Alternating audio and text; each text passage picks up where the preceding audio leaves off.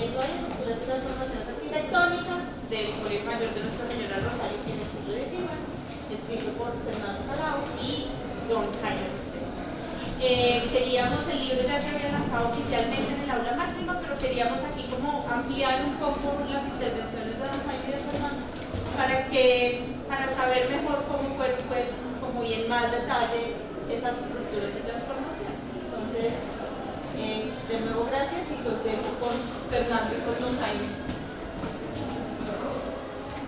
Muchas gracias, bienvenidos. Yo sé que competir con los partidos finales de la Champions League es muy difícil, pero bueno, aquí muchas gracias a los que han estado presentes y espero que les sea grato y ameno lo que vamos aquí a conversar un poco.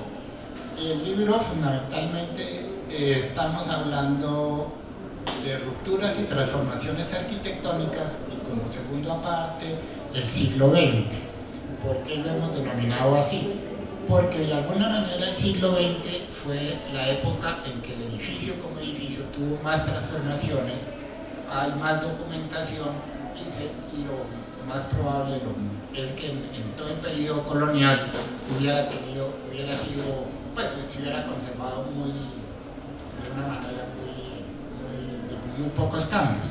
Ya con la entrada del siglo XX empiezan a aparecer rupturas y transformaciones que tienen que ver con rupturas físicas, en el sentido que muchas de estas transformaciones arquitectónicas tuvieron que ver con eventos sísmicos que generaron graves daños en el claustro colonial y también coincidieron o fueron motivo para que rupturas desde el punto de vista institucional o ideológico se pudieran implantar y fueran la base y el sustento para las transformaciones arquitectónicas. Nuevas ideologías en materia académica, en materia legislativa, en materia institucional. Entonces, ese es como el resumen de lo que se trata el libro. Entonces, vamos a hablar de cuáles son esas transformaciones arquitectónicas que nos afectaron principalmente en el siglo XX. Aunque creo que todos, y más siendo rosaristas, pues conocen mucho la historia, pues como este es un libro general para el público, pues aquí se hace un poco recuento del contexto histórico de nuestro Fray Cristóbal de Torres, que es el gran fundador del Colegio Mayor de Nuestra Señora del Rosario, que después de muchísimas vicisitudes finalmente logra en 1653 dar vida a su proyecto educacional, que fue constituir el Colegio Mayor de Nuestra Señora del Rosario. Se habla de Colegio Mayor, entonces estamos viendo que Fray Cristóbal de Torres tiene en mente lo que estaba sucediendo en España y lo que había sucedido desde el medioevo, en que las instituciones educativas más importantes eran los colegios mayores, donde él, pues obviamente, siendo español, pues había tenido gran contacto con estas instituciones y él trata de organizar e instituir aquí en Colombia algo similar. Los colegios mayores eran una mezcla, en algunos casos, entre residencia universitaria y colegio preparatorio para universidad o inclusive universidad. Tenían una característica especial, era que los alumnos eran los que regían la institución. Ellos se ordenaban en cómo se manejaba la casa donde estudiaban. Entonces tenían privilegios y tenían facultades para organizar la casa donde estudiaban. Eso era una novedad absoluta. Hoy en día todavía no es tan democrático. Las universidades hoy en día no son tan democráticas. En este momento ustedes no pueden decidir nada, pues a través de consejos y eso sí, pero en ese momento los alumnos tenían unas facultades y Fray Cristóbal replica eso aquí en Colombia y el Colegio del Rosario fue una institución absolutamente novedosa en esa materia. Tanto que se dice por ahí una frase que dice que el día que el rey de España aprobó aquellas instituciones, firmó la independencia de la colonia, porque digamos introdujo en el espíritu de los alumnos del Rosario esa capacidad y esa necesidad y esa voluntad de regirse a sí mismos y no depender de otras autoridades. La presencia histórica del claustro y del colegio pues es ampliamente conocida, pero en 360 y pico de años pues hemos tenido que a través de sus rectores, profesores o alumnos pues tenemos al sabio Mutis, a Francisco José Caldas, a Camilo Torres, a Castillo Irrada, José Manuel Marroquín, los expresidentes López Miquelsen y Pastrana Arango, el primer fiscal de la nación. Hemos tenido que por aquí pasó lo más selecto de lo que ha sido la institucionalidad de la academia del país.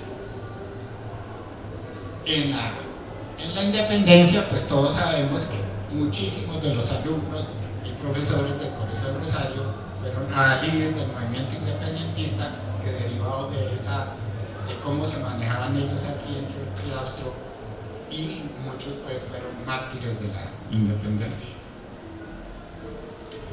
Que desde el punto de vista arquitectónico, ¿qué lo hace tan especial el claustro del Rosario? Que tiene tres características importantes. Uno, su antigüedad. Este es un claustro que se ha mantenido prácticamente intacto, entre comillas, desde que se fundó desde que se construyó en 1653. Conserva su implantación básica, o sea, es uno de los edificios más antiguos que tenemos en Colombia. Es la permanencia. Durante todos estos 365 años ha permanecido como edificio y como institución, que es una característica, yo creo que es única del Rosario, porque edificios antiguos puede que haya varios, colegios antiguos puede que haya varios, pero muchos edificios antiguos ya han dejado de prestar el uso para el cual fueron instituidos. Hay conventos que ahora son hoteles de 7 estrellas, hay hospitales que ahora son centros comerciales. Esta es una característica única. Sigue siendo el edificio para la institución educativa, y la institución educativa que lo creó sigue siendo su parte fundamental. O sea, hay un binomio que no se ha destruido en 360 y pico de años. Eso es una característica que yo creo que es única tal vez del Rosario, si me permito ser ligero en mis... Fernando, y San Bartolomé, el mayor. Sí, pero el San Bartolomé también tuvo su momento en que ya el edificio ahora se volvió un museo. Y los jesuitas desaparecieron un tiempo y volvieron a aparecer, pero con otras sedes. O sea, esa continuidad durante 365 años en el mismo edificio y con la misma institución, aunque actualizada en décadas por décadas, eso yo creo que solo es como una característica muy peculiar del Rosario. Y su desarrollo arquitectónico es una muestra de cómo la arquitectura y el pensamiento patrimonial fue evolucionando a lo largo de estos 365 años. O sea, es una muestra, da una lectura muy amplia en el tiempo de cómo evoluciona la arquitectura y cómo evolucionó también el pensamiento de cómo manejar esa arquitectura. Y finalmente, pues, desde el punto de vista oficial y burocrático, pues tiene una declaratoria de bien de interés cultural como monumento nacional, o sea, la categoría máxima que se tiene para estos edificios. Aquí tenemos el libro, pues digamos que está dividido en dos partes. La primera parte es todo un contexto histórico, tanto de lo que fue la educación, la colonia, lo que fue la ciudad en su evolución, y una segunda parte que ya nos centramos ya particularmente en la evolución del claustro. Entonces ya aquí, especialmente Jaime Restrepo, él hizo toda esta síntesis de qué significó la colonia en España, la educación, el por qué se vino a América, el proceso de fundar ciudades, y en esa ciudad de Santa Fe cómo nació el claustro y por qué tenemos esta edificación que tenemos hoy en día. Bueno, entonces hablemos un poquito en esta conversación sobre lo que fue la historia de este libro. Este libro, aquí donde ustedes lo ven, es la historia o el resumen de un proceso bastante largo que comienza con la tesis de la maestría en arquitectura de Fernando y que luego, al poner en contacto ese escrito con la universidad, diversas personas de la misma institución recomendaron ciertas modificaciones, ampliaciones. Concretamente, el doctor Ovidio Oullán, que formaba parte de la Academia de Historia de Bogotá, insistió muchísimo en toda una primera parte y extensa parte sobre la ciudad. Él decía que había que poner en contexto estos edificios, estas realidades, y que había que tener muy en cuenta lo que eran las ciudades españolas y su significado para entender mejor lo que era un colegio mayor y este colegio mayor. Ese añadido se hizo hablando de la ciudad. Más adelante, cuando la editorial de la universidad acepta que esta obra se publique, se vio la conveniencia de ampliar un poco la historia, no reducirse solo a las grandes transformaciones y cambios del siglo XX, sino incluir un poco la trayectoria desde la fundación, la construcción y lo que fueron, dentro de lo que permiten los datos, ver lo que fue la historia arquitectónica durante los siglos XVIII y XIX. Entonces, todas esas observaciones que se hicieron nos ayudan como a situar en un ambiente esta realidad. Y entonces, por eso se habla en el libro de la ciudad, se habla también de la institución. ¿Qué se quería hacer con esto?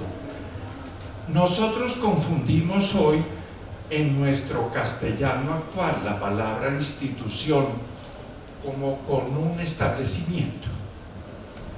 La institución antiguamente, en la época de Fray Cristóbal de Torres, era un proyecto, algo que se quiere conseguir. Los fundadores de órdenes religiosas hablan de sus institutos. Es lo que yo quiero hacer, lo que yo quiero que mis curas o mis monjas hagan.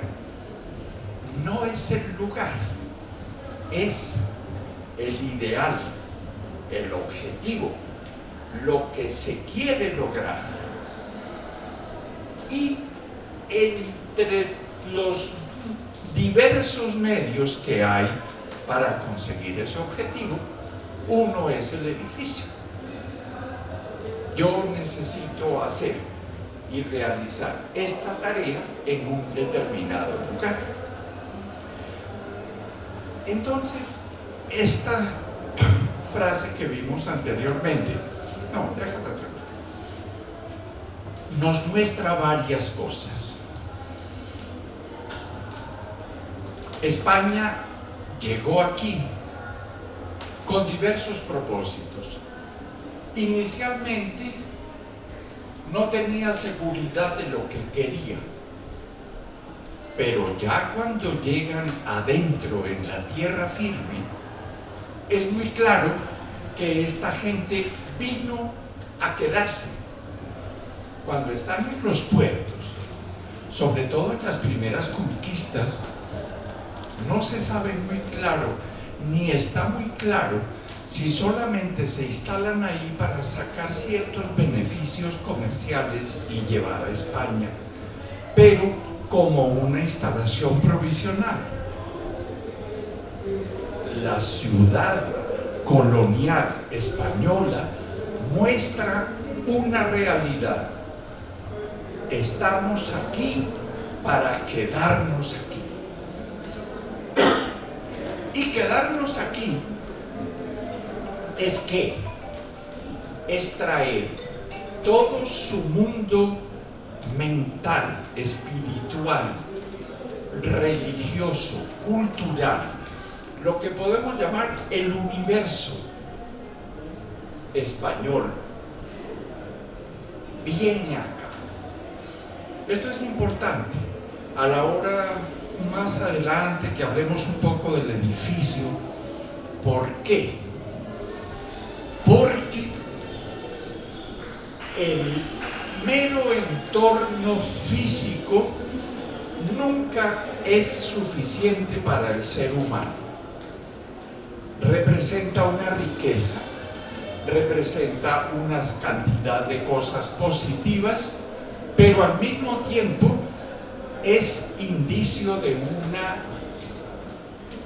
¿cómo diríamos?, de una carencia. Y por eso los seres humanos siempre estamos buscando algo. Por eso la ciudad como tal no se quedó en lo que era, sino que ha venido progresando, creciendo, aumentando, y uno de esos medios de crecimiento, de progreso, de aumento, lo da la educación y lo dan aquellas instituciones que se dedicaban a eso. Entonces, si esto lo tenemos claro, los españoles venían con dos principios muy claros: servir a Dios y al rey, y punto. Que nosotros lo compartamos es otra cosa, que nosotros estemos de acuerdo es otra cosa, pero ellos venían a eso y a todo lo que eso implicaba: lucrarse, beneficiarse, en fin. Por último, yo quiero anotar otras 2 o 3 ideitas sobre cosas que también van a estar presentes en lo que es un colegio, y un colegio mayor en Santa Fe en 1653. Entonces, no nos extrañe que esos ideales españoles estén profundamente marcados por la fe católica. No nos extrañe qué elementos se estudiaban. ¿Por qué? Porque la finalidad fundamentalmente era doble. Había que formar ciudadanos. ¿En qué? En lo que era el saber que servía a la corona. Yo formo funcionarios, yo formo empleados de la corona, y esa parte es muy importante. Fernando hablaba ahorita de los colegios mayores. El colegio mayor de Europa, que comienza en Bolonia, fundado por español, pasa a España, va sufriendo una evolución muy curiosa. Es primero para pobres y se va haciendo cada vez más colegio para gente muy pudiente, de tal manera que la élite de los gobernantes españoles de muchas épocas salía de los colegios mayores, fundamentalmente de Salamanca. Fray Cristóbal seguramente quiso eso mismo. Aquí, para poder funcionar, para poder traer lo que es España, hacen falta funcionarios preparados en lo que era el saber de ese momento. Era el latín, la filosofía, la teología y las distintas ramas del derecho. Pensó en la medicina, habla de ella, se la autorizan, pero es la que más tropiezos tiene. ¿Ah? Luego, por esa misma característica católica, hay toda una tradición que forma parte de lo que es el medio nuestro en ese momento. Por ejemplo, no solo existían los colegios mayores, sino empieza a producirse en Europa un fenómeno que son los colegios de los jesuitas. Eso no se conoce. Hoy día nosotros oímos la palabra colegio y hablamos de buses, de transporte, de ruta, de útiles, de profesores, de cursos. El colegio es otra cosa. ¿Qué interesa? Formar a la gente de las capas altas de la sociedad para que se conviertan en una defensa contra el protestantismo que está en furor en Europa. Y los jesuitas llegaron aquí y ellos traían la idea de sus colegios de Europa, de Alemania, de Roma. Entonces, todo ese conjunto está presente en lo que vamos a ver. Por ejemplo, no les extraña, nosotros hablamos del claustro, y el claustro es el nombre genérico de este caserón más viejo del resto. Es el claustro. El claustro era un elemento importantísimo de la arquitectura religiosa europea. Claustro significa encerrado. Este es un lugar para el silencio, para la reflexión, para el estudio. Es toda la mentalidad de la época. No nos extrañe la cara de convento que tiene, porque está calcado de ahí. Si uno ve los antiguos monasterios de la Edad Media, si uno ve los conventos de los frailes de todos los siglos, esto es una copia. ¿Por qué? Porque se sueña, se piensa, se espera que en ese lugar cerrado la persona pueda pensar, leer, estudiar, formarse. Entonces, pues yo quería hacer estas pequeñas noticas sobre lo que era más o menos lo que estaba sucediendo, lo que se pensaba cuando el colegio se fundó, para ya pasar a la parte más gráfica, arquitectónica, que yo creo que puede ser de mayor interés. Entonces, volvemos y te cedo la palabra. Aquí el claustro del Rosario viene a aparecer dentro de una estructura urbana. Este es uno de los primeros planos que hay de Santa Fe de Bogotá, donde teniendo este punto que es la actual Plaza de Bolívar, y esta es la carrera séptima, el claustro del Rosario viene a aparecer aquí en esta manzana.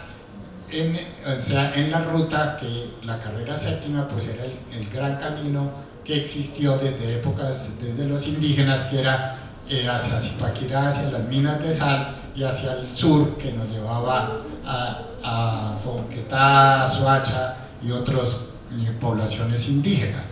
La carrera séptima siempre fue el camino de la sal y siempre fue el eje estructurante de Bogotá, y hoy en día sigue siendo el eje, y por ahí vamos a echar 3 milenios también. Entonces, 350 años después sigue siendo el nodo principal por donde transitamos todos los días la mayoría de los que vivimos aquí.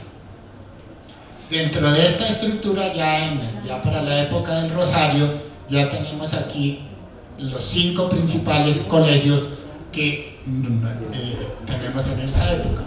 Aquí tenemos el Colegio del Rosario, el Colegio de los Franciscanos, el Colegio de San Bartolomé, el Colegio de Santo Domingo y el Colegio de San Francisco Javier. Aquí estaban los jesuitas, aquí estaban los dominicos, aquí el Colegio del Rosario, que fue una institución independiente de los dominicos, así Fray Cristóbal fuera dominico y arzobispo, pero él quiso que la institución fuera totalmente independiente de cualquier orden religiosa o de la misma iglesia oficial.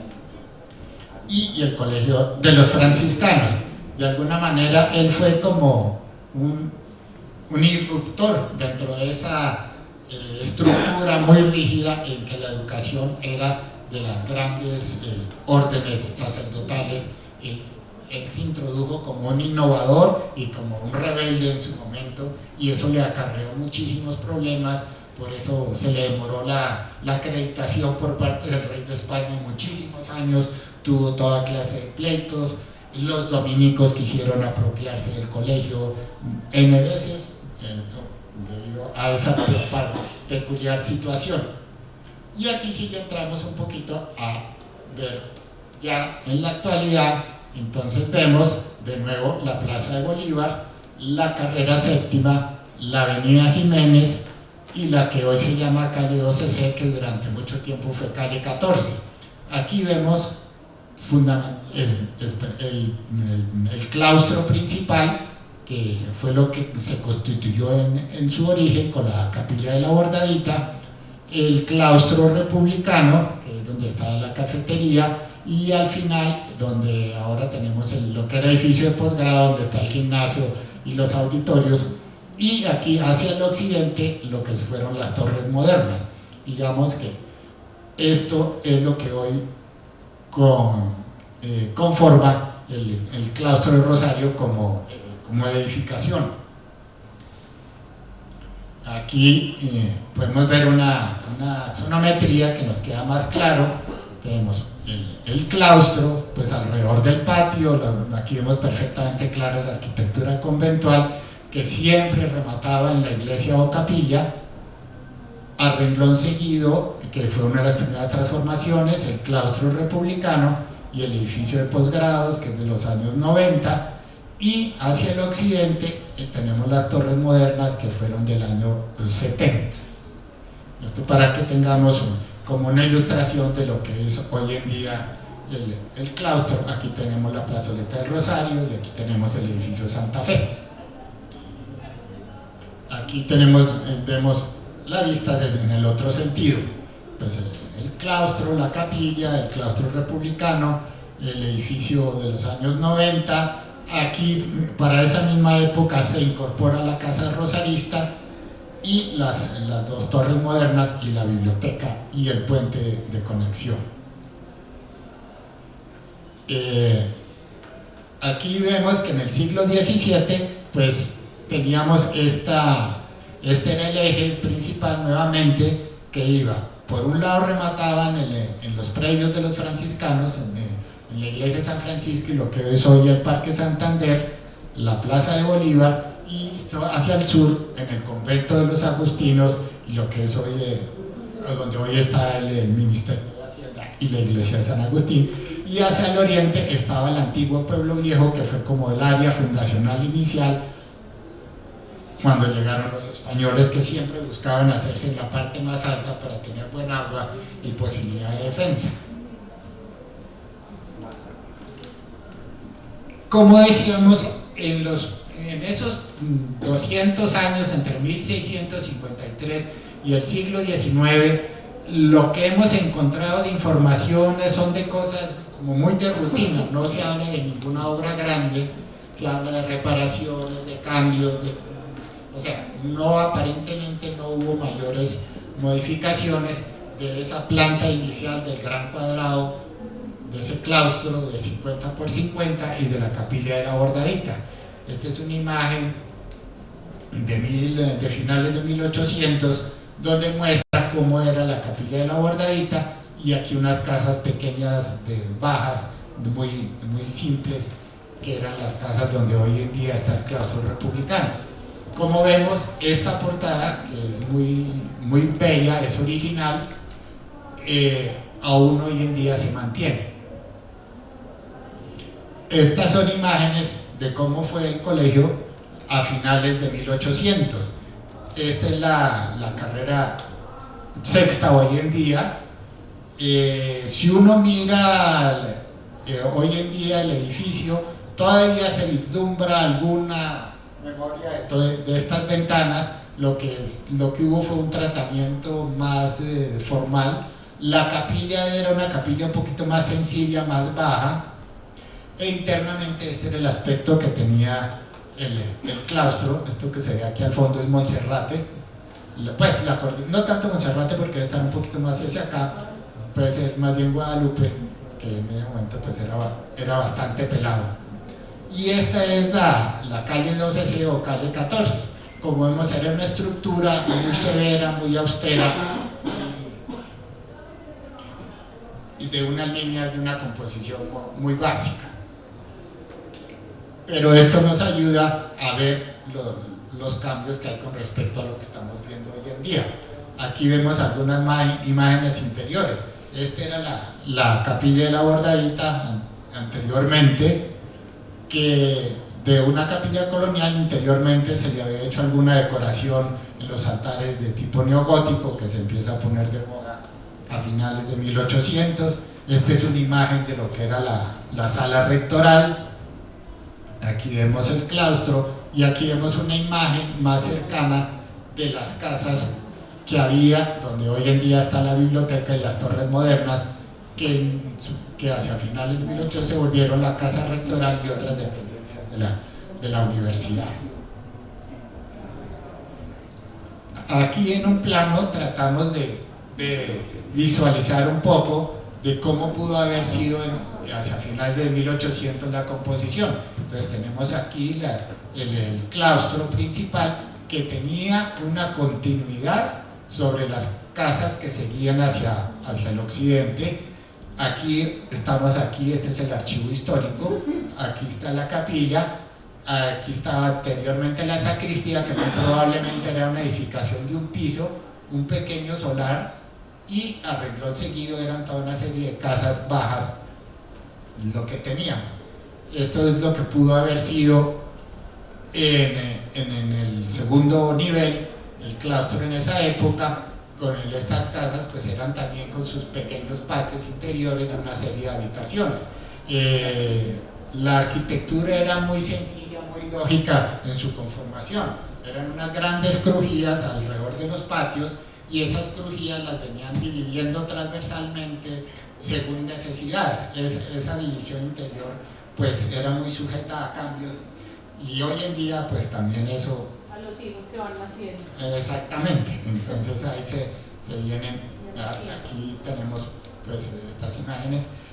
Esto lo hemos podido reconstruir de que material planimétrico no se consiguió prácticamente, sino 3 planitos del padre Buscaglione por allá en el año 33.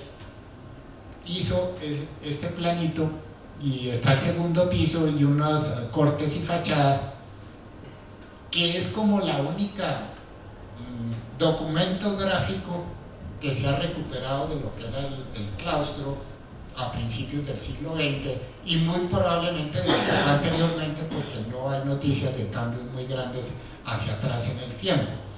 Esto fue un hallazgo muy interesante porque es la única documentación gráfica que se ha encontrado de cómo...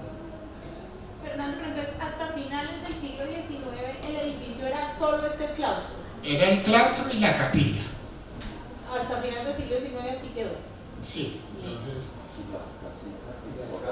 Que era una casa republicana y la que se llamaba la casa del rector. La casa del rector. Entonces teníamos esto, que era la capilla, el archivo histórico y estas casas que bajaban hasta la carrera séptima, que eran la casa del rector y otras casas que eran del Rosario. Hacia acá todo esto eran casas particulares. Estaba recordando una cosa que es complementaria a esto de los planos, y es que tampoco el Rosario tenía títulos de propiedad, no aparecieron. Solo en el año 60 y pico tuvo que hacer un proceso de pertenencia porque no aparecían los títulos que están, pues debían venir porque evidentemente Fray Cristóbal había comprado esto. Sí, ¿no? Como dicen que tomó posesión y todo, pues todo como eso en tenía que existir con esa, pero un acto administrativo como tal no había papel, pues. no había papeles. de propiedad en los años 60. ¿El siglo XX? Sí. Tuvo que hacer una declaración y llamar al maestro Changuía y a las personas que habían vivido aquí para que contaran que esto lo conocían desde siempre y para lograr producir los papeles, pues. Eso sucedió muy a menudo. Cuando se hizo en los años 90 y pico, que yo estaba en la Fundación de Restauro del Banco de la República, se empezaron a hacer trabajos de levantamiento y obras de restauración en el Capitolio Nacional. Uno de los problemas era que no aparecía ni licencia, ni escritura, ni nada. Y ahí también hubo que hacer todo un proceso administrativo para poder intervenirlo. Con testigos. Sí, entonces el problema es que los testigos eran los parlamentarios, no se les creía mucho.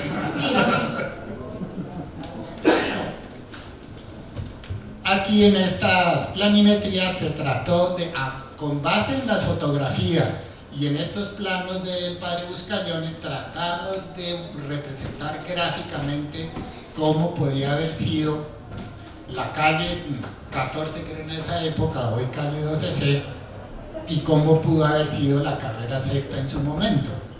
Entonces aquí vemos que era una fachada muy sobria, muy monástica, una capilla más bien, pues sí, muy importante para la época en su tamaño, pero no tan grande como hoy, unas casitas bajas y otras casitas muy de carácter de lo que pudo ser Bogotá a finales de 1800. Aquí tratamos de hacer un render de lo que pudo ser en esa época, cómo se debió ver la manzana a finales de 1800.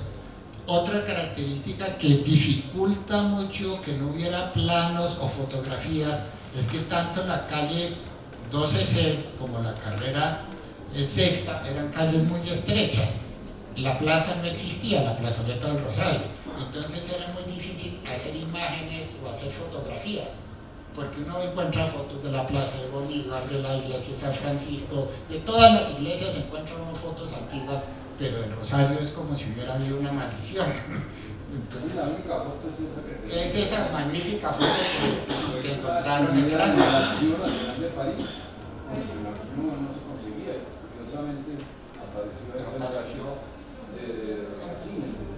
Yo creo que era por eso, la calle era muy estrecha, no daba para que ni los famosos acuarelistas, ninguno se sentó a hacer una acuarela del claustro del Rosario. El claustro del Rosario siempre fue como una institución importante, pero estaba un poquito como, eso es mismo que su carácter independiente y como outsider, como se diría ahora, de pronto es así. Todos llegaban y hacían la acuarela de San Victorino, hacían la acuarela del Mono de la Pila, hacían la acuarela de San Francisco, porque se encontraban en áreas muy abiertas y visibles. El claustro siempre quedó como escondido. Aquí empezamos cómo las primeras transformaciones fueron entre 1900 y 1917, que empezamos fundamentalmente, aquí hablamos de una primera ruptura que fue una ruptura política e institucional. Monseñor Carrasquilla llega aquí al Rosario y quiere innovar, renovar el claustro. Está también el presidente Reyes, se acaba de terminar la guerra civil, se quiere reorganizar el país, y de ahí surge la necesidad de ampliar el claustro para para ofrecer más servicios, establecer ya una facultad de jurisprudencia a medida de lo que estaba necesitando el Estado colombiano, que se estaba organizando. Entonces, la primera gran transformación de 1900 es la construcción del claustro republicano, que se hace en el costado sur de la Capilla de la Bordadita, de aquí para allá, y el monumento y la contratación, ejecución por parte de un escultor catalán de la estatua de Fray Cristóbal de Torres y su instalación aquí en todo el centro del claustro. Entonces, como decíamos, aquí aparece el claustro republicano, que entonces ya rompe con todas esas casitas coloniales que se demuelen, las compra el colegio, le compran las casas bajas que había al costado sur, y aparece ya un edificio de corte neoclásico, ya el claustro no deja de tener esa imponencia y se resuelve más bien como desde el punto de vista más funcional, como unos patios que sirven como iluminación y circulación, pero deja de tener esa majestuosidad que tiene el claustro central del Rosario. Y se buscaba, como se dice, nuevas cosas. Entonces se buscó, eran las condiciones: decoro, conveniencia, compostura y orden para mayor luz, ventilación, salubridad y higiene. Era entrar en la modernidad, por decirlo así, y ese edificio debía ser ejemplo de toda esa nueva mentalidad educadora, que ya no era la mentalidad pues benedictina o franciscana de rezar y azotarse, sino que se buscaba que los alumnos tuvieran luz, higiene, comodidad. Hay un detalle que vale la pena resaltar, es que ese internado, de acuerdo con la ayuda que prestó el gobierno general Rafael Reyes, era para los internos de la Facultad de Jurisprudencia que se acababa de abrir, pues se había permitido la restauración, y para los de la Universidad Nacional, de los estudiantes de Medicina y de Ingeniería, internos, iban a vivir ahí, ¿no? Era para compartir con la Nacional. Eso es muy importante porque, pues, de alguna manera, las cátedras originales de la Nacional de Jurisprudencia y de Medicina habían tenido su origen en el Rosario, ¿no? Aquí hay una cosa, pues, para los que se interesen en el tema de patrimonial y de historia del arte y de la arquitectura, pues uno le llama la atención cómo describió el arquitecto Manrique Martín. Sí, Manrique Canal, sí. Era el padre de Manrique Martín. De Manrique Martín, que uno pues lo lee y uno no sabe si lo escribió seriamente o porque aquí dice, escogió como estilo una construcción moderna con el romano bizantino del Renacimiento. O sea, eso parece una descripción de Cantinflas, pero como era en su momento el arquitecto más importante, se lo creyeron, se los tramó a todos. Como ven, los arquitectos echamos paja. Pero es que no es como un sancocho, ¿no? Sí, va a ser divertido lo que dice ahí. Entonces, y después ni se diga lo que después el sancocho que arma el maestro Acuña. Dígame. Y aquí viene unas imágenes de cuando que se trae la escultura de España, inicialmente se había pensado que le hiciera el maestro italiano Colombo Ramelli, que era un gran escultor y decorador que había trabajado prácticamente en todos los grandes edificios de Bogotá, pero finalmente se toma la decisión de hacer una muy buena escultura en bronce que fuera mucho más contundente, mucho más majestuosa, y se encarga en Barcelona. Y la hace este artista Dioniso Renart, y que es una muy buena estatua, que es impactante en su gesto, en sus proporciones, en su montaje. Pues hay que reconocer que se hizo un muy buen trabajo, y modestia aparte tuvo que ver mi abuelo ahí en ese cuento. Él fue el que insistió, escogió al escultor y le dio el visto bueno al... ¿Quién me da? José María Rivas Goro. Listo. Entonces él hizo posible eso, y como ministro de Instrucción Pública pues manejó todo el contrato. No se enriqueció porque no dejó plata, entonces Le consta. me consta. Era el ministro. Era ministro de Instrucción Pública. Y por eso está en la placa esa. Porque el general Reyes es el que dice, no vaya a hacer eso de cemento. Sí, que tiene algo mucho más majestuoso. En Barcelona hay escultores que pueden hacer eso. Entonces aquí hacemos como un paralelo de lo que pudo ser antes, a finales de 1800, y qué sucede en 1900. Esta parte pues prácticamente permanece intacta, y aquí donde estaban todas estas casas bajas y una zona que nunca se ha podido terminar bien qué podía haber ahí, pero debían ser los solares de todas estas casas, es donde nos aparece el claustro republicano, que está constituido por el patio central, donde hoy está la cafetería, una serie de dependencias alrededor y unos pequeños patios que lo conectan con el edificio colonial y lo separan de la capilla. Aquí ya vemos que aparece una construcción en 2 pisos, cuando antes había unas casitas bajas, y aquí tenemos pues la primera gran transformación en términos arquitectónicos y volumétricos, que nos aparece este gran edificio al costado sur. Lo mismo en el segundo nivel, pues en lugar de lo que eran unas cubiertas y unos solares, ya nos aparece todo el segundo piso del claustro republicano. Había una casa ahí, un señor Navas Azuero. Navas Azuero, sí. El propietario de esa casa, de la cesta. Y aquí en cubiertas, pues en lugar lo mismo que de estos solares había y unas casitas bajas, ya aparece todo este tratamiento de tejados, que es lo que hoy en día está protegido por la sobrecubierta, mientras que puede iniciar la restauración de todas esas cubiertas. Sin embargo, aquí pues este edificio, pues aunque se hizo con este sancocho de neogreco, bizantino, románico, de todas maneras en su conformación, todo este manejo de cubiertas pues de alguna manera le dio continuidad y le dio una unidad volumétrica con el resto del edificio preexistente. Aquí pues estamos haciendo el mismo ejercicio de cómo se podía ver pues sobre la calle 12 no se van a ver modificaciones.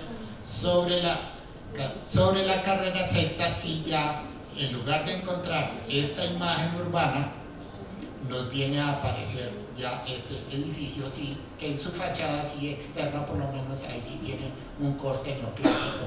O sea, aquí ya vemos de la arquitectura colonial severa española, que solo la riqueza, digamos, formal, eso se le daba a lo que era la capilla. Aquí ya entramos en un edificio mucho más decorado, mucho más imponente, mucho más elaborado.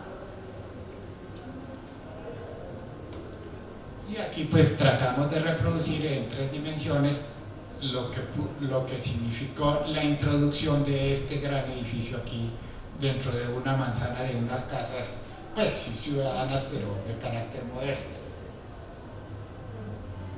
En 1917 aquí tenemos la gran ruptura física, y es que hay el temblor de 1917. Eso produjo, como dice la placa aquí que podemos ver, muchísimos daños a la parte colonial, o sea, a la parte original. Curiosamente, y aunque en esa época no se trabajaba reforzamiento sismorresistente, el claustro republicano parece que no tuvo ningún daño, porque no hay crónicas de nada, sino que al contrario, los estudiantes siguieron viviendo ahí durante la época del sismo. Pero la parte colonial sí sufrió bastantes daños, y aparte de los daños, pues de alguna manera fue como un motivo para que el señor Carrasquilla, que quería innovar, dijo, pues aprovechemos e innovemos también en términos de infraestructura física. Aquí vemos entonces como unas imágenes representativas. Aquí vemos una capilla que tenía unas cubiertas a dos aguas, más bien modesta en su proporción con respecto al claustro, y unas balaustradas muy austeras. Ya aquí se busca darle una imagen mucho más imponente, y la capilla se sobreeleva sustancialmente sobre los tejados iniciales. Esto es toda una balaustrada en cemento muy ornamentada, al estilo italiano. La capilla se le da todo un tratamiento neogótico, con una serie de vitrales y unas ventanas góticas. La estatua ya pues tiene un entorno mucho más magnificente. Entonces aquí ya empezamos a ver la reconstrucción o restauración o transformación estuvo a cargo de Arturo Jaramillo Concha, que en su momento pues también junto con Martín El Canal era como la otra gran figura de la arquitectura en Santa Fe de Bogotá. Aquí vemos de este claustro muy sencillo, por ejemplo, otra de las transformaciones es que el claustro, que tenía 8 arcadas por cada lado, para poder, dentro del neoclásico, la simetría es muy importante, entonces se busca que el acceso principal esté en el eje simétrico para que además la estatua sea lo primero que uno vea. Entonces la única forma de poder resolver una simetría, si yo tengo 8 arcos, pues no tengo ninguno en la mitad, cómo estructurarlo. Entonces de 2 arcos se inventan 3 para poder lograr una simetría en el acceso al claustro. Las versiones conspirativas, que las ha habido desde siglos atrás, dicen que había mucha influencia masónica y se quería dejar 33 arcos a todo lo largo del, que en el patio tuviera 33 arcos, además. Entonces, dicen, teorías conspirativas las ha habido desde Adán y Eva. Aquí vemos de la escalera, que era una escalera muy simple, de una balaustrada de madera. Aquí se implantó una escalera muchísimo más rica, casi imitando mucho las escaleras italianas.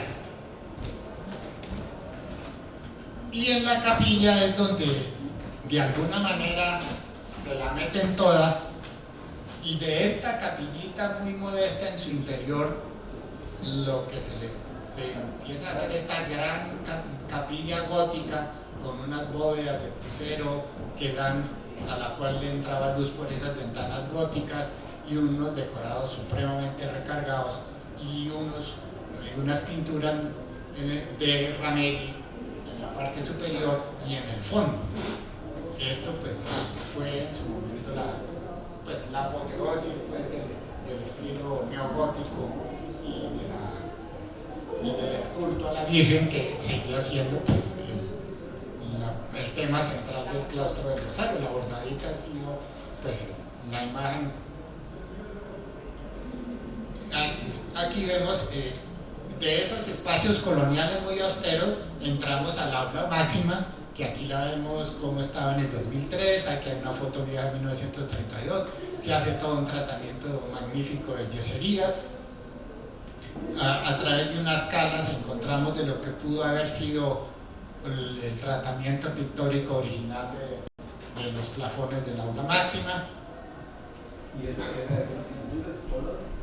Sí, aquí la reproducción del computador no era un verde más pálido, y era un verde grisoso pálido.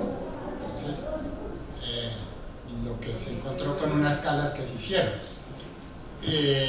para los finales de los 90, pues se trató de darle un aspecto un poquito fúnebre, un poco demasiado austero, demasiado solemne, por eso con la restauración que se le hizo se le trató de dar otra vez un poquito el color, la luz, el tratamiento elegante que se daba en el estilo republicano.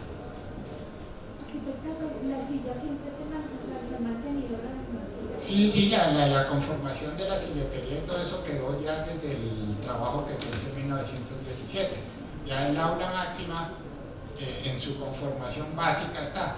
Cambió fue la panelería de los lados, que eso sí es obra de Acuña de los años 50. Pero el espacio y los grandes plafones, eso sí viene desde Jaramillo Concha. La silletería que sí. La silletería también, sí. Otro de los grandes, digamos, innovaciones o transformaciones, o donde más se le dio, fue al vestíbulo de la escalera, que ya de esa escalerita ahí de madera sin ninguna, se quiso generar todo este gran artesonado y grandes yencería y poner aquí la apoteosis de Fray Cristóbal de Torres, este gran lienzo que nos muestra Fray Cristóbal de Torres entregando sus tesis a la Virgen. Entonces, si miramos esto en planos, uno en planos no encuentra mayores diferencias. Uno en planos no encuentra mayores diferencias con respecto a la situación anterior y a la situación actual. Los cambios se los van a producir acá, porque aquí había el aula de física que tenía, era una especie de aula con hemiciclo y todo al estilo pues como semi-anfiteatro. Eso digamos es lo único que uno ve, pero digamos como planimetría no hay mayores modificaciones.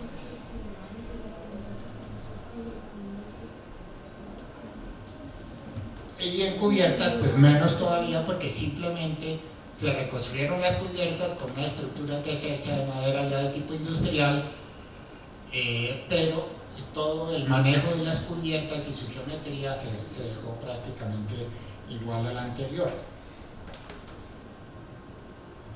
Entonces aquí vemos cómo de esa fachada muy simple se entra a trabajar una fachada. Todavía se encuentran como restos de que se trató de generar como unas molduras dentro del pañete para darle un aspecto como de piedra, de solidez, para como tratar de darle esa majestuosidad que no tenía porque era una arquitectura muy sencilla. Entonces a través de este artificio y de paliar algunas ventanas se trató de darle esa como magnificencia. Fernando, otra pregunta. Me da la impresión que el techo de la capilla se elevó. ¿Eso es El posible? techo se elevó, sí, sustancialmente. Claro, Se estaba elevó. como más pegado del techo. Sí, si antes si el techo estaba 1 metro por encima, ahora está como 2,20, 2,50. Ay, eso no sabía yo. Porque todo esto se sobreelevó. La otra fotografía se ve claramente cuál es la diferencia. No, Se hicieron las ventanas góticas. Entonces con este tratamiento de hacerle como ranuras al pañete, se trataba de darle como esa impresión de lo que llaman los italianos el puñato, que es como esos almohadones, como para darle una solidez, una sensación de solidez al edificio. Y la capilla, pues aquí evidentemente de esta capillita, mira, lo que era la capillita colonial, ya tenemos esta mole ya mucho más imponente, donde aquí después se producen todas esas estatuas, la torre también se eleva. Pero eso es con ocasión también del terremoto. O sea, Claro, pues aprovechando que se había dañado, deteriorado, pues dijeron, vamos a hacerla y vamos a hacerla más grande, más magnificente, y le metieron toda la iconografía neogótica de los principios de 1900. Las gárgolas son nuevas, las que yo les digo gárgolas. Todo el friso de la puerta. Es el arco encima del portón, ese sí es original. Sí. y eso está escrito en las Y constituciones. eso eso es obra de los Esa es una de las más obras importantes. históricas santafereñas más antiguas, ¿no? Más antiguas. Probablemente yo le voy a Eduardo Serrano, es la más antigua que hay en Bogotá que se conserva, porque es curioso, porque eso es de cerámica, de barro, ¿no? Sí, eso es para Eso es de barro, y se conserva, yo no sé por qué. Listo.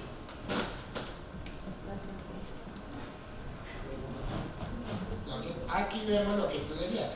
La capilla era casi un poquito más alta que el resto del edificio, pero aquí ya aparece todo casi un tercer nivel para poder incluir las ventanas y los vitrales de tipo gótico para iluminar el espacio, y aquí vemos cómo el campanario y la fachada se eleva para darles a mayor Para que pudieran volar los ángeles, Aquí vemos que se hace todo este tratamiento, que es un tratamiento puramente decorativo, pero se busca darle esa sensación de solidez. Estos son los famosos planos de Buscayoni, que fueron los que nos dieron la pista, porque hemos encontrado otras fotos donde efectivamente aquí se ve esta aula que tenía como un hemiciclo, aquí se ve toda la comunicación con la casa rectoral. Aquí se ve inclusive el archivo histórico perfectamente conformado con las habitaciones que había en el otro costado, la capilla. Aquí es donde encontramos este tratamiento como de tableros y de parear estas ventanas para darle como una sensación de mucho mayor importancia. Y aquí vemos cómo la capilla pues sobresale sobre el claustro original, y toda esta profusión decorativa pues que era la apoteosis. ¿El hemiciclo es de cuándo? Ese es de Jaramillo Concha. ¿Ah, sí? Sí. Que después desaparece cuando se hace el pasaje para la carrera sexta. Porque es que en el siglo XIX, Lorenzo María Lleras, como era de teatro, decidió hacer un pequeño teatrino, ¿no? Ese no sé dónde quedaría. Ese sí lo hemos tenido. Pero en la biografía de don Lorenzo está eso, ¿no? Que él decidió, siendo rector, construir un pequeño teatro, porque era su pasión, el teatro. Sí, porque lo que hoy llamamos el teatrino era el refectorio original. El refectorio original, sí, con la mesa traviesa. Que Jaramillo Concha dejó el mismo espacio, pero le generó esa ornamentación de columnas y rosetones y cornisas y decorados. Pero el espacio, su geometría es la original. Entonces el laboratorio ¿dónde era? ¿Dónde hoy es qué? ¿La calle? Hoy es el paso entre el claustro y la biblioteca moderna. Listo. Listo. En el piso bajo. En el piso bajo, sí. Y la casa republicana, la casa rectoral que llamábamos entonces. Esa es la que queda aquí. Ahí arregló Y en toda la historia habla, a finales de 1800, que le quitan una parte a la casa rectoral para destinarla a la física y a la química que está imponiéndose. Porque esa casa habitada estuvo habitada por lo menos hasta el año 30, que fue la fecha de muerte del señor Carrasquilla, ¿no? Yo, cuando entré aquí, todavía existía. No me acuerdo si estaba abandonado, pero existía. Sí, esa casa se cayó con el temblor del 67. Se cayó la pared medianera que era de adobe. Eso sí me costó, y lo recuerdo muy claramente, pero la casa sí nunca la conocí. Para los años 50, para el tercer centenario de 1953, viene yo diría que aquí no es una ruptura, una transformación, sino tal vez como una costura más bien, porque de ese rompimiento de esa arquitectura colonial severa en que se pasó a tratar de volverlo una especie de palacete francés, aquí el maestro Acuña resuelve como que hay que volver atrás, y entonces él trata así como de vestir otra vez el maquillaje que tuvo por Jaramillo Concha, pero también aquí encontramos que él, hoy para el restauro científico que se habla que todo tiene que estar supremamente justificado y todo tiene que tener toda una teoría científica que sustente yo porque dejo la puerta, la quito, la cambio, el color o lo que sea. Pues aquí vemos que el maestro Acuña, pues de su libre albedrío y parecer dijo, no, yo quiero hacer un artesonado, con casetones octagonales como una techumbre que vi en una universidad en Salamanca, y yo quiero hacer un friso de barbacanas en el costado norte de la capilla y no se lo hizo al costado sur. Esa era la solución, porque sí. Y anotar que ese papelito con estos 9 criterios es suyo y está en el archivo. Puño y letras. Claro, es de él. Eso es de él. Está tan en Y todo lo pintó de verde, rojo y dorado, como están ahí la La escalera escalera del esta, coro. que esa sí es muy posterior, esa es obra del doctor Arias Pérez, en los años 80, pero en el año 50 era así, era verde, rojo y dorado, eso me parece increíble, ¿no? Fue el doctor Rocha que dijo, no, esto de blanco, porque queda como un ponqué. Era un ponqué. Sí, las ventanas interiores las voy a hacer como una casa de Sevilla, y un balcón como la casa del Marqués de Fuensanta en Córdoba, o sea, era una cosa supremamente. Y la torre de la capilla También, sí, ahí no lo dice algo sobre la torre de la por aquí dice algo la torre de la capilla coronado por una linterna de cúpula curvilínea aguda sustentado en un friso de barbacana, sí, como la iglesia de Santa María de Illescas en Toledo. Era un popurrí de... Era un poco frío. Hoy en día, si uno llega a patrimonio con una intervención de esa, pues le quitan le quitan la credencial. Claro que era que aquí no había restauradores, para la verdad, ¿no? Eso no se conocía. Y el maestro Acuña había hecho una restauración que fue muy sonada en esa época de la Hacienda del Paraíso, ¿me acuerdo? La de González, además, la de Guinea. Entonces pasaba pues era el único, ¿no? Y como era el Banco de la República que pagaba esto, pues vamos, me diga él. Era pintor, y Pintor, escultor, o sea. él era un hombre culto, es un diccionario de botanismo. Y tanto así que uno ve cómo cuando algunas cosas tienen una fuerza propia, aún esas veleidades, lo vimos por ejemplo en el caso de Jaramillo, y aquí en el caso de Acuña, él por ejemplo respetó muchas cosas que él vio que sí eran valiosas. Él por ejemplo la máxima no la toca, él sabía hasta dónde metía la mano, porque él reconocía pues las cosas bien hechas y bien planteadas. Lo que pasa es que él quería hacer su fantasía de neocolonial que siempre soñó. Arquitecto, el tema de los ventanales de la bordadita, ¿se cerraron en esta etapa o se fue? Aquí creo que vamos a ver. Aquí hay una foto del año 40 y pico, mírelo ahí. Aquí En el año 43 están ahí, ¿sí la ven? Ahí él en están. un primer momento trata de simplemente racionalizarlas como para que jueguen más con cuadricularlas, pero posteriormente ya las desaparecen. Las balaustradas que eran de estilo italiano, ella dice no, tenemos que volver a un estilo, a un calado tipo de entrada de iglesia. Y que lo hace con una madera muy fina. Eso es un Muy tema fina. que tenemos que volver Sí. algún día para quitarle esa pintura Bueno, aquí por ejemplo vemos cuando están tratando de cuadrarlas. Y aquí ya él monta todos estos grandes cielos rasos que según él son a estilo y semejanza del claustro de Salamanca. Que hoy en día es una obra muy interesante, muy linda y todo, pero digamos, uno entra aquí y la gente piensa que esto es la obra de quién sabe qué maestro de la colonia, no.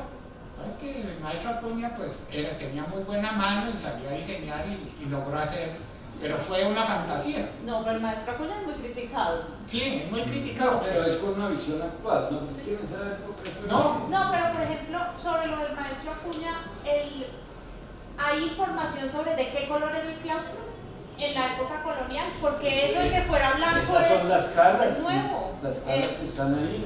El claustro sí, a ver, hay mucha discusión sobre si los españoles pintaban o no, pero uno tiene que irse como a la... Dicen que sí. Sí, pero uno tiene que entender. Estas eran construcciones muy pobres desde el punto de vista de recursos materiales. Entonces la gente utilizaba los colores que le da la tierra, entonces, y se pintaban de cal. Entonces la piedra caliza, pues lo más fácil es que sea un tono blanco o gris o medio amarillento, eso era lo que más se daba. Y el color se reservaba para las maderas más para protegerlas que porque darles o sea, la parte cromática fue un resultado posterior de la necesidad de protegerlas. Entonces, claro, ahí sí se utilizaban tintes minerales, entonces sí, que verde, que azul, ya eso era más algo. Pero generalmente toda la colonia, pues sí se Era lo que daba el material. era lo que daba la piedra caliza al molerla. Entonces eso no daba para ponerle muchas cosas.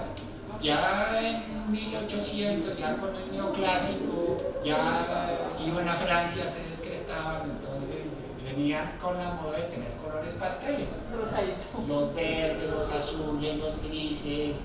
No sé si vieron aquí cuando estaban reparando las humedades de la sacristía sobre el patio ahorita en diciembre, que tumbaron los pañetes.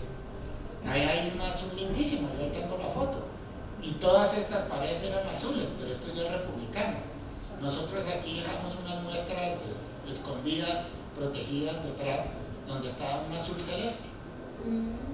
Eso puede ser una cara aquí como esas Sí. para mostrar cómo es. No sé si ahorita cuando reparan las humedades quedó o no esa pintura azul, pero ahí se alcanzó a ver. Y todo ese patio era azul. Entonces, pero eso ya fue más de la época republicana, donde ya había medios y ya había una moda por hacerlo. Pero en la colonia era lo básico, era piedra, madera y adobe. Y lo que diera el color de la tela y lo que diera el color de los baldocines y lo que diera el color de la madera. Y si se le ponía algún color era más para protegerla. O sea, la filosofía era el minimalismo constructivo.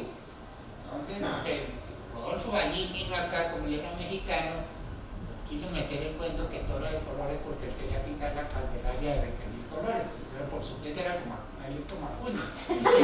Porque le gusta. Porque le gusta, él quería hacer aquí su sueño mexicano, aquí en la Candelaria. Sí,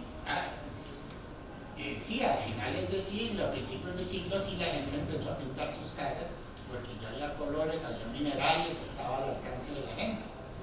Pero antes éramos pobres. Es que hemos sido pobres siempre. Sí. Entonces era una arquitectura muy simple. Entonces los artificios eran muy escasos. Eso del adobe, ustedes habrán visto que si uno viene por la carrera cuarta, la calle 23 se llama la calle de Tejares, ¿no? Y la 22 la calle del Chical. Ese era el Chical de Fray Cristóbal, que lo compró y lo donó a la fundación, ¿no? Porque ahí se producía todo el adobe y todas las tejas con las que se construyó eso. Eso es una muestra de la previsión y del proyecto integral de la institución que hablaba don Jaime. ¿No? Porque es que él pensó en todo, ¿no? No solo las haciendas esas del colegio y todo, sino inclusive los materiales para construir eso. Sostenibilidad de ese momento. Sostenibilidad, exacto. ¿Sí? Y el adobe, como no es un material muy consistente, que se desboronaba rápidamente, entonces le echaban cal encima para que compactara y protegerlo de la intemperie. Y por eso los muros encalados. Material que da la cal molida, blanco, gris, cafecito, no da muchas. Y además había algo de higiene porque La cal es Antiséptico, antiséptica sí. E insecticida para la madera. y es insecticida para la madera.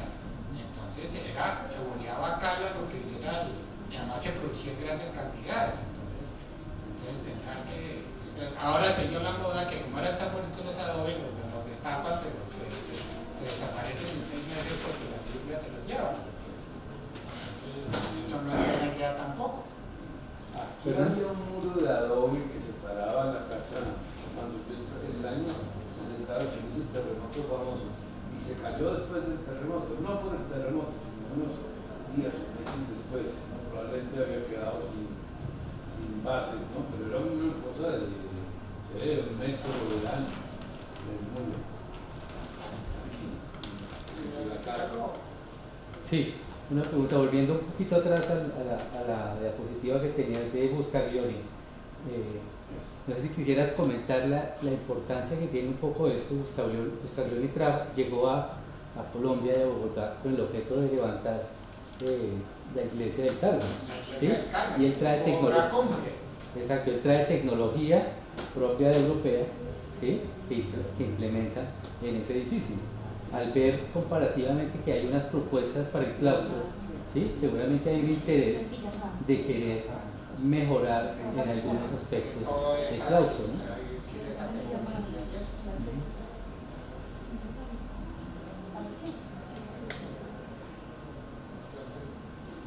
Entonces, esto digamos que fue una transformación más a nivel del lenguaje formal que a nivel de físico, de cambiar espacios o lo que fuera.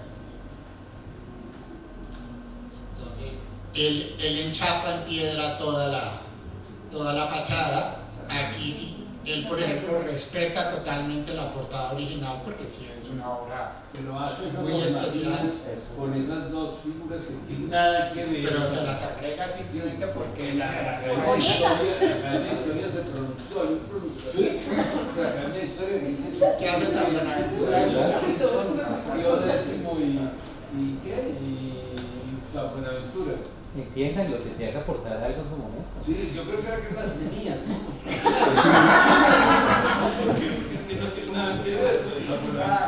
Me sobraron de otra obra. Es que Pío X fue el que inventó el rosario, ¿no? Pues En la camátula. no lo inventó, pero sí le dio mucha fuerza. Sí, con la guerra, con la batalla. Porque era dominico Una también. cosa es así, pero el resto no tiene nada que ver. Es San invento. Él hace el monumento funerario a Monseñor Carrasquilla. Esto pues es todo, pues esto es tratar de meter a Miguel Ángel o alguna tumba vaticana, pues entonces. Eso es muy curioso y hay fotografías. Esa escultura, ese busto, estaba aquí en la mitad. Sí, estuvo aquí.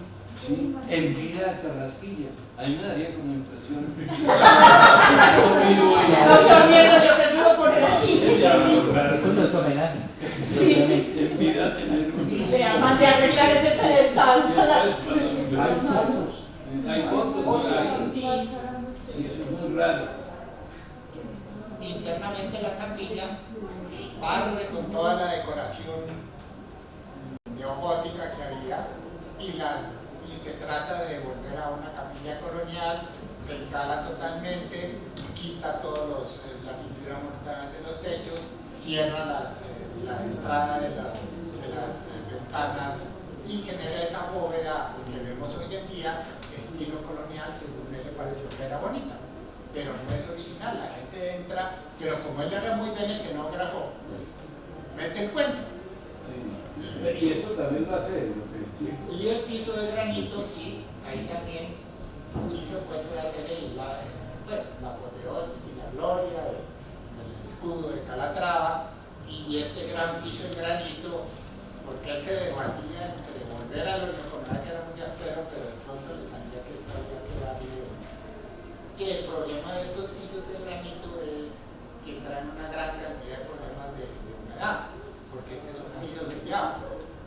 Antiguamente estas casas coloniales respiraban por todas partes, tenían humedad por todas partes, pero respiraban por todas partes, porque el ladrillo tablón no estaba pegado ni sellado, entonces por ahí respira la tierra y los muros son de tierra y digamos que todo respira, y como las ventanas no cerraban bien, Y el patio, entonces digamos que había como un microclima que se equilibraba todo. Cuando uno llega y mete un piso de granito o trata de ponerle cementos impermeabilizantes, empieza a desequilibrar, porque entonces ya toda la humedad, por el único sitio por donde puede salir es tragándose las paredes que son de tierra. Lo que pasa en la Es sacristía. lo que pasa, que son de tierra. Entonces a veces se le hacen las cosas simplemente porque es bonito, porque se ve bien.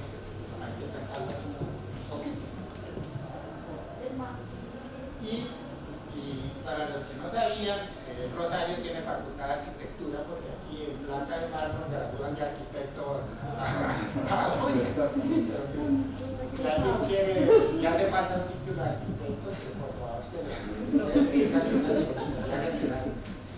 Hay una cosa que yo leí, me trato de recordar en las actas de conciliatura. Acuña iba soltando a pedazos lo que iba a hacer, ¿no? Sí, Él decía, "Y ya que hicimos este artesonado, así que hay que hacer las puertas así, altas, no sé qué". Nunca dijo, miren, mi plan es este, ¿no? A pedazos. Y para ustedes lo que vieran la cantidad de cuentas por adicionales. Las puertas. O sea, la mitad de las actas de conciliatura del año 50 al año 60 es: se reúne la conciliatura para informarse que el maestro Acuña mandó una carta diciendo que se le olvidaron 3 puertas en la obra anterior y que por favor le reconozcan 60.000 pesos adicionales. No, Jaime se dice que hizo mal la cuenta y entonces pasaba a otra. Y decía, no, ahí está. Pasaba, se equivocaba, sumaba mal, entonces devolvía y otras veces le faltaba. Si algún día Diego lo regaña, diga, mire, yo estoy haciendo la revisión de Reparación, eso. Aquí se ha hecho así siempre. Se conserva la tradición. La mitad de las actas de la conciliatura eran las peleas porque sí, porque no le alcanzó la plata para los artesonados. Y como el Paganini estaba ahí, que era Daniel Arango, claro que la cosa no era difícil, era de la maquinita. ¿Esa obra la pagó el banco? La ¿Por qué? financió, porque el banco financiaba todo lo que pareciera. Ah, no. Algo visionario tenía el banco ahí, porque. No, sí, digamos No, es que el que. banco hacía eso, el banco antes del año 91 tenía una facultad muy grande y de hecho aportó muchas cosas. Por ejemplo, el terremoto de Popayán para el Reino Unido fue el Banco de la República. O sea, ellos tenían ahí como su fundación. ¿Ah, la fundación? La fundación nació de eso. De esos primeros Eso fue por mantener eso. Ok. Porque era que antes del año 91 no tenían ningún problema, iba directamente al banco. directamente del banco. Nosotros en la fundación se restauraron como 86 edificios. Desde catedrales hasta cementerios, hasta casitas campesinas. ¿No? Por ahí pasó toda la geografía del país. Ok. El Teatro Heredia en Cartagena, todo lo financió el banco. Por eso es que en ese libro que sacamos ahora de don Ángel Arango, que lo muestran con esa faceta, fue un renovador, digamos. Mecenas. Entonces él consideraba que el banco tenía que apoyar cualquier cosa que fuera en pro de la cultura. Y por eso la colección de pintura y todo eso. La colección de. El Museo del Oro nació de ahí también. Vale. Aquí vemos pues que a nivel de planimetrías pues no hay modificaciones porque él no toca la estructura o la arquitectura del claustro, sino es todo formal el tema. A nivel de fachada se trata de como de esconder un poco este decorado que ya se va perdiendo a raíz de las 20.000 pañetadas y las 20.000 repintadas, se va perdiendo, pero sí en las fachadas trata de darle como un aspecto de ese de los balcones de Sevilla, entonces incorpora los balcones de forja que hay actualmente y las rejas para darle ese aspecto más español y los marcos de piedra. Y la piedra, esa muñeca, el zócalo, todo eso. Todo eso también. Todo eso sí, eso no es de él porque es el ajedrezado que plantea. En algunas fotos viejas los corredores eran como en ladrillo, más bien, aún en la época de Jaramillo. Claro. Si no, la piedra es muy La piedra, además él era fanático de la piedra porque venía de Villa de Leyva de la piedra.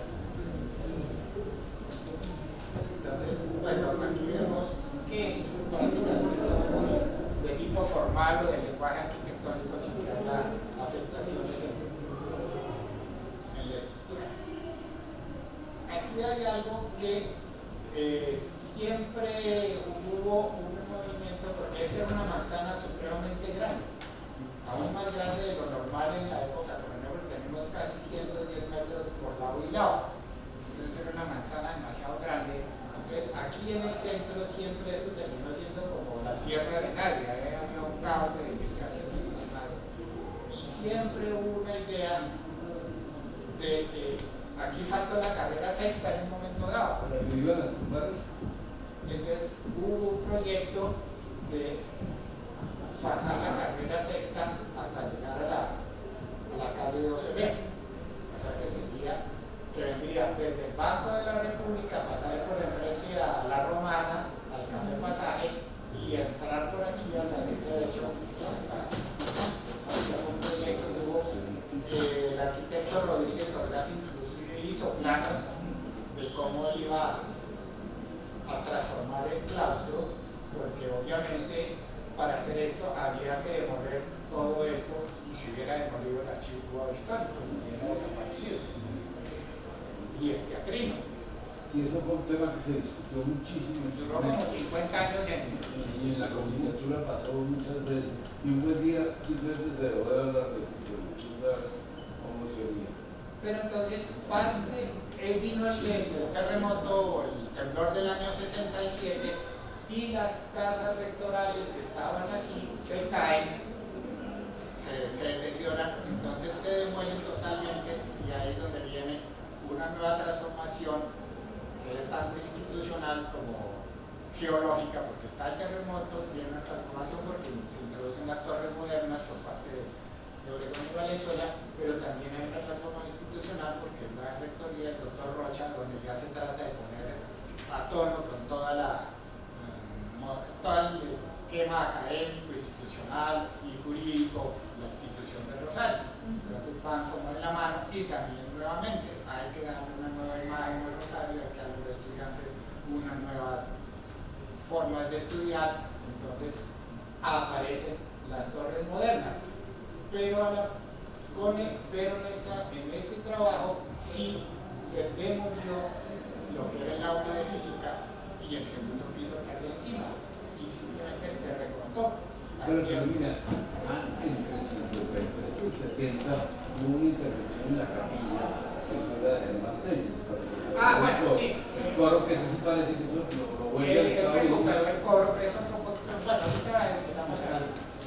Entonces se demuele totalmente este pedazo del claustro, se demuele el aula de física para generar este patio, que es hoy el patio ese que acaban de empedrar y demás, donde estaba la cafetería antiguamente, y surgen ya las torres modernas de Obregón y Valenzuela, que es todo este sector, la biblioteca eso y las demuestra, torres de 12 pisos. eso demuestra que esa zona no ha sido nunca de uso público, ¿verdad? Propiedad privada, ¿no? Sí. Claro, es clarísimo. Es posible que se hubiera ofrecido en algún momento hacer una sesión, ¿no? Pues, en las negociaciones, pero nunca se hizo. Pero sí funcionó como espacio. Propiedad privada, total. Pero como espacio público sí funcionó en una época. Sí, claro. Sí, Como años espacio 70, público, sí, sí. porque la construcción esa que se hizo era con unos locales. Ya con locales. Unos locales Notaría, que ¿no? funcionó una notaría y funcionó un restaurante muchísimo tiempo. Mucho tiempo, porque eso como eso lo administró el Banco de la Sabana, una anticresis que hubo, un contrato de anticresis. Pero lo que yo sostengo, porque es que se pensó que esa era zona de uso público. Fue de uso público, pero nunca se escrituró, nunca se hizo la sección al distrito. Probablemente estuvo prometida, pero nunca se realizó ese traspaso jurídicamente hablando. Y de todas maneras la posesión siempre la tuvo el Rosario. Como elemento más contundente de esta transformación, porque obviamente las torres se hacen aisladas, pero sí se buscó que hubiera una conexión entre justamente el puente totalmente moderno que arranca en la parte, digamos así, colonial para incorporar las torres modernas.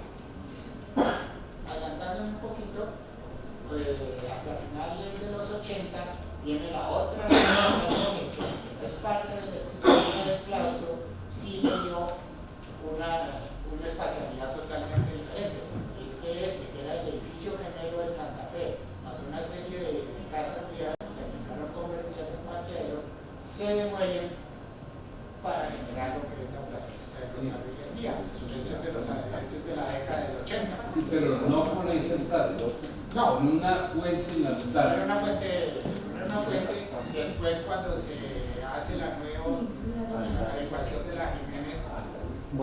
se mueve la estatua de Jiménez de Quesada, que estaba allí entre la caja agraria y el edificio trae para acá. que estaba ahí como... Porque la fuente se ha vuelto imposible, se ha vuelto un botadero de... Sí, eso era un desastre, entonces resuelven traer la estatua de... El parqueadero de los sótanos también es en esa intervención, ¿cierto? Sí, es que de alguna manera en la Corporación La Candelaria había aquí un problema muy grande de parqueaderos en el centro y muchas instituciones no cumplían con el nivel de parqueaderos. Inclusive Rosario compró parqueaderos ahí, el Banco de la República. Una precisión, fue el Instituto de Desarrollo Urbano Sí, conjunto con la Corporación La Candelaria dio como la parte de los planteamientos arquitectónicos. ¿Cuándo fue eso? Hacia el 80 ya. Sí, porque Julio César Sánchez era el alcalde cuando ya hace. Entonces se aprovecha que estos edificios viejos para demolerlos y generaron los grandes parqueaderos subterráneos que el Instituto de Desarrollo Urbano se los vendía o se los asignaba o se los alquilaba a las instituciones que necesitaran ampliaciones o cumplir con la cuota de parqueaderos. Entonces el Banco de la República tiene parqueaderos ahí, el Rosario tiene parqueaderos ahí. Que se los compró el Banco de la República. Hay toda una serie de...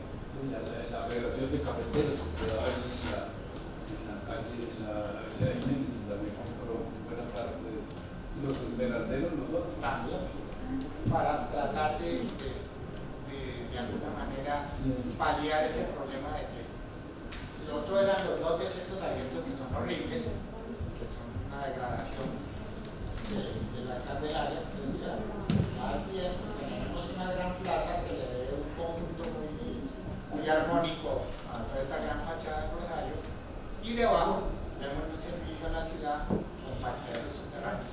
¿Esos sótanos nunca tuvieron que ver con el sistema de sótanos que hay sobre la Jiménez? No, los sótanos de la Jiménez fueron originales desde cuando canalizaron el río San Francisco y obras, o sea, fueron muy los hay al lado y lado, ¿no?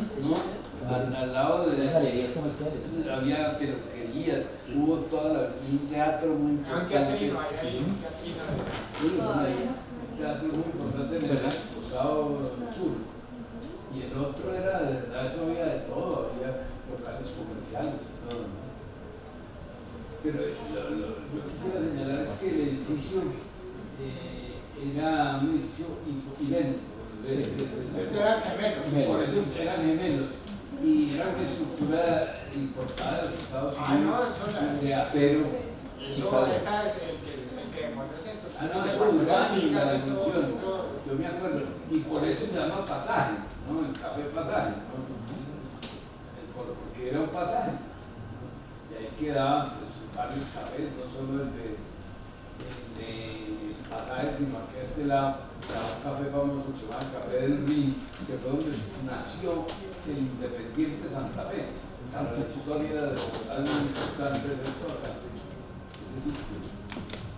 Una pregunta, Fernando. ¿El desarrollo del Banco de la República es contemporáneo con la plazoleta del Rosario? No, el Banco de la República es del año 50 y pico y ya y lo terminan como en el 58. Sí, los planos originales eran de Rodríguez Orgaz, pero ya la obra se la dan a Cuellar Serrano, que ya venía con unas ideas mucho más modernas y lo construye y finalmente toda su arquitectura es de arquitectura internacional funcionalista. Eso lo contrata el doctor Ángel Arango, que se muere cuando está en plena construcción. En plena construcción. Porque era el Hotel Granada, y era un hotel republicano. Que se incendió en el... Porque la plazoleta del Rosario beneficia urbanísticamente pues, claro, el banco. Sí. Entonces, es que originalmente se había pensado, por eso no se pudo realizar, que iba a ser un sitio para movilizar los carros de transporte de valores, ¿no? Porque era inseguro en ese sitio tan pequeño que hay al frente, es que porque ahí había la caja, yo no sé si eso ya no fue ahí, eso no era así, pero ahí era la caja general de que se surtían todos los es que el banco, todos los bancos. ahí el Banco de la República con todo y lo moderno que fue ese edificio y que fue espectacular para la época y que fue hecho con las mejores especificaciones, siempre tuvo un problema gigantesco. No tiene sino un garaje, que es esa puerta que uno ve aquí y enfrente al jockey. La sexta. Para Sí, en la sexta, efectivo. donde solo cabe una blindada y es un ascensor hidráulico. Sí. Entonces la entrada y la salida de Valores ahí era un Claro. vía crucis, era un peligro. Cuando se habló de la plazoleta, dijeron, bueno, si hacemos un túnel y salimos allá a la plazoleta y así queda mucho más fácil. Resulta que no se podía porque había que atravesar el río. Eso sí era imposible, ¿no? Ese problema lo tenía y uno, yo que fui jefe de mantenimiento en el Banco de la República, una de las pesadillas era donde se llegue a dañar ese ascensor hidráulico, que se paraliza el país 8 días. Porque no hay como sacar ni meter la plata. Pero una eventualidad, se tranca ese ascensor hidráulico y no hay como entregarle plata a los bancos. Porque además en esa época todavía el canje físico de platas y más, ahora mucho se hace electrónicamente. Y de los cheques y todo eso. Entonces, eso era una de las pesadillas que uno, Dios mío, Rafael Ortiz se llamaba el encargado de esa vaina, que no se me va para su casa hasta que no me, porque a las 5 de la mañana pues, no salga la blindada aquí nos mata.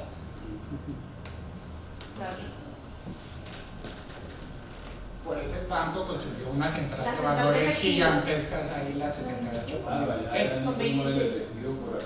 Ya nada.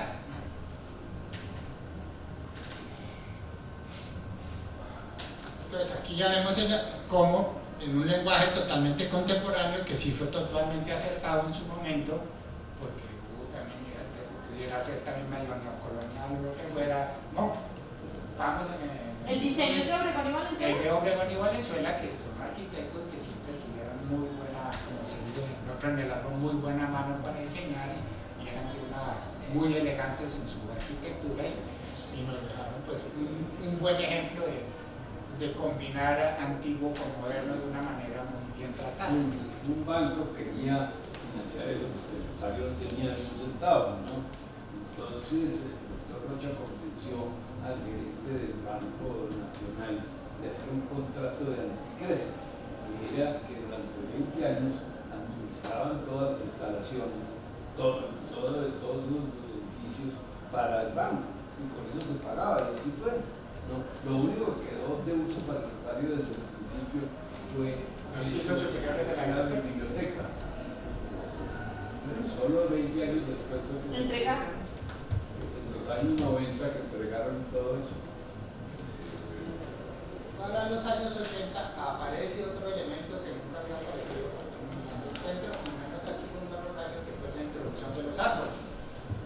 Se arborizó la calle 14 o entonces que para eso se trajeron los árboles del jardín de la casa de los árboles que la demolieron también de la noche a la mañana. Pero el director de planeación de esa época dijo por lo menos salvemos los árboles y se los trajo para el centro.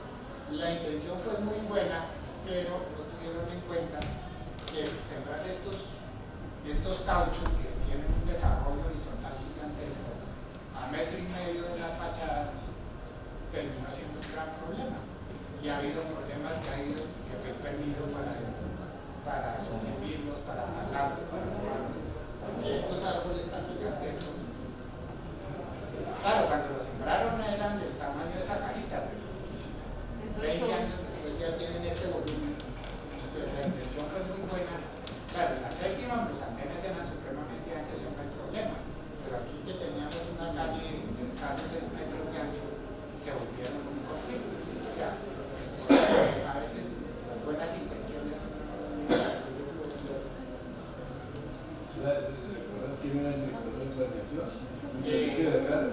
No, era Pizarro. Valerio Pizarro, Eduardo Valerio Pizarro. El que fue secretario general acá. Sí, Eduardo Valerio. Fue el secretario de planeación y fue el que... Él fue secretario de planeación. Sí. Es que él fue después secretario general. La primera restauración de cuadros la asesoró la Virgen de Loreto de los Carreras. Y ya para los 80, el arquitecto restaurador Germán Telles, que era lo que hacía referencia el doctor Nieto, interviene en la capilla porque también viene el el altar, tiene que haber un altar Mirando a los feligreses. a los fieles. Ya el altar no va en el retablo, entonces él también reconstruye de alguna manera, hace una recomposición del retablo con lo que algunas de las cosas que había quedado. Y aparentemente, esta es la bóveda que hizo Acuña. Fíjense que el color rojo, dorado y verde era recurrente en la cámara. En la estructura del coro no sabemos cómo estaba porque yo te hablé con Germán de me quiso dar fotografías. Esto aparentemente estaba también recubierto por Eso parece. algún maderamen que puso Acuña. Entonces Germán si él encuentra que estos cables eran originales, estaban en perfecto estado, los restauran, entonces se recompone el retablo, crea el altar, elimina el granito en esta zona y más bien pone una piedra más acorde con el ambiente de la capilla y recupera el arte sonoro del coro.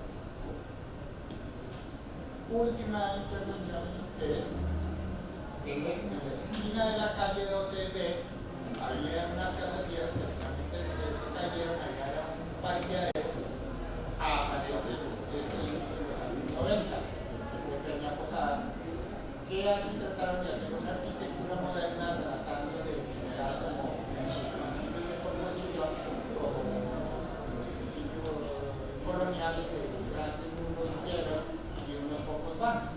Eso quedó bien resuelto desde toda esta forma. Ya internamente ya no hay claustro, no hay patio, sino es una escalera con unos corredores como se organiza internamente. Y nos ganamos una multa ahí de... ¿Por qué? Porque el techo quedó por encima del nivel de las 3 centímetros que habían por allá de no sé dónde, pues una multa que era permanente, ¿no? Una multa, no sé, que esa fue de las primeras obras que hice aquí, que fue demoler todos estos tejados Y bajarlos hasta llevarlos a la altura de la cumbrera que traía el claustro republicano. Y verdad eran unos centímetros, ¿no es cierto? Era como medio metro, siempre era de vida, se habían volado ahí. Bueno, no centímetros por nieto. Y aquí formalmente pues vemos que lo que había eran unas casas bajas ahí, aparece todo este sector que es el claustro, el edificio de posgrados que se llamaba en su momento, y se incorpora también la casa rosalista, que era una antigua casita colonial y republicana, que también la compra la universidad y a través del patio posterior, como patio Puentero, se incorpora.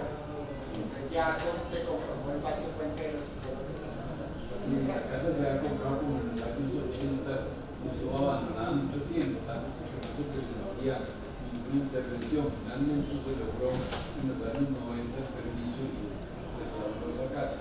Aquí se ve, por ejemplo, que aquí hubo todas unas negociaciones larguísimas para ver cómo si se compraban estos lotes o se compensaban con otros. Finalmente no se logró y por eso aquí Ramón y Valenzuela tuvo que desarrollar esta forma rarísima para meter sus torres.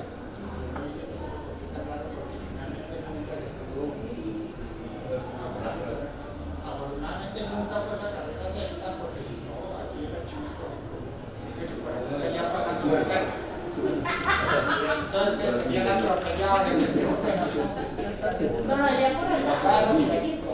Por allá, por allá. La idea final era que la sexta debía empatar con esa entrada al edificio de la policía. También. No, esa era la idea. No, para hacer como Por eso nos quedó aquí el edificio de la policía, aquí que prácticamente se nos viene encima de nosotros.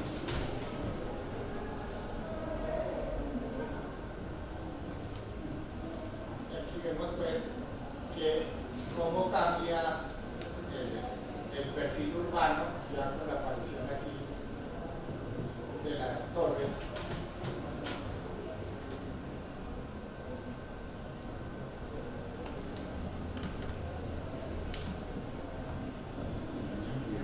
De lo que fue antes del terremoto del 67, cómo nos aparece todo este conglomerado moderno y empieza a impactar, que esto ya venía de los años 60, estas construcciones modernas aquí sobre la carretera centro.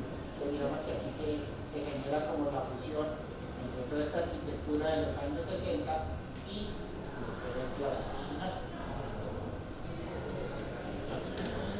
Cómo cambia a lo largo de los milenios.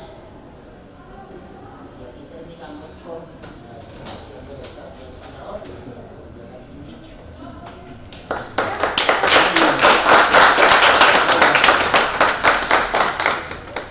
¿Tienen más preguntas? En cuanto a construcciones antisísmicas o reforzamientos que se hayan realizado en claustro, ¿cuáles ha tenido? Entonces, aquí en el claustro se trabajó con Juan Carlos, compañero, mi colega, e hicimos el reforzamiento sismoresistente de todas las cubiertas del claustro principal. Se hicieron unos parciales iniciales aquí en el claustro republicano. Este sector aquí del archivo histórico se hizo un reforzamiento, o sea, se le hizo la restauración a la cubierta y dentro del proceso de restauración se le hizo todo un reforzamiento estructural. Se mantuvo la estructura original en su concepción y en los elementos que estuvieran buenos se conservaron, los que estaban en deterioro se reemplazaron, los que se combinaron, y a eso se asesoría aquí de Juan Carlos y sus asesores se le manejaron una serie de platinas de refuerzos metálicos que son los que le generan a la cubierta esa resistencia a los sismos. Adicionalmente a eso, el colegio está trabajando también ya en un estudio de la sísmica de todo el claustro, y está en proceso de definir qué otro reforzamiento debe tener ya estos edificios más aquí. Y pues yo sé que esto es una hipótesis y pues estaremos hablando de saber, pero entonces creerías que ahora el claustro estaría mucho más preparado para, por ejemplo, un terremoto que lo destruyó en 1917. Ah, sí. ¿No aguantaría o...? Bueno, que aguante que no aguante uno no es malo, ¿no? Así no se sabe. Pero digamos que las cubiertas, que eran muy frágiles porque estaban en muy mal estado, es que no necesitaban que hubiera un temblor, que se estrellaban dos bocetas y se venían abajo. Entonces se restauraron, pero ya se les dio una mucha mayor consistencia. O sea, de manera que la cubierta hoy en día ya está preparada para recibir fuerzas, como llaman los ingenieros, empujes laterales de los procesos. Ya tocará, dentro de ese gran estudio que está haciendo la universidad, qué otros reforzamientos se hacen ya a estos edificios en conjunto ya en sus niveles inferiores. ¿Claustro o cuál es otro? El claustro es republicano y el contrato. Lo único que podemos asegurar es que experiencia sí tenemos, que se ha ido 7 veces. Ya sabemos, en los 165 años 7 veces está como cada 50 años, ¿no? Nos tocó en el 67, esta vez estamos un poquito más Pero abajo. digamos, o la Virgen de la Bordadita o la cosa se hacían bien, nunca hubo muertos. ¿Cómo es curioso? Porque ni siquiera en el 17 que fue duro, no hubo víctimas y los estudiantes siguieron durmiendo aquí en el republicano. O sea, el republicano que no tenía ningún momento los utilizaban ningún tipo de principios técnicos, se deduce que no le pasó nada porque el colegio empezó a funcionar ahí. Casi que tuvo que apelar a esa sede para todo su funcionamiento. Parece que es más peligroso dar conferencias, porque me han tocado como 2 muertos en plenas conferencias.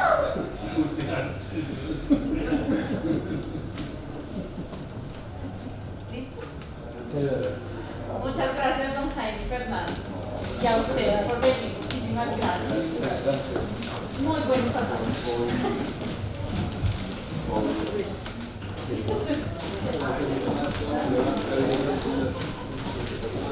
Esperen, no se nos vayan todavía. Yo a la clase de...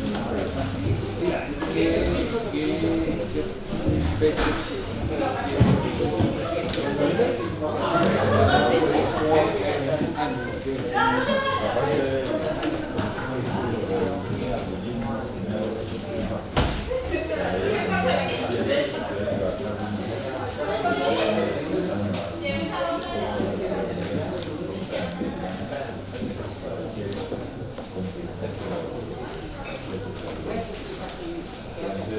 y la segunda parte va a ser un poco de bueno.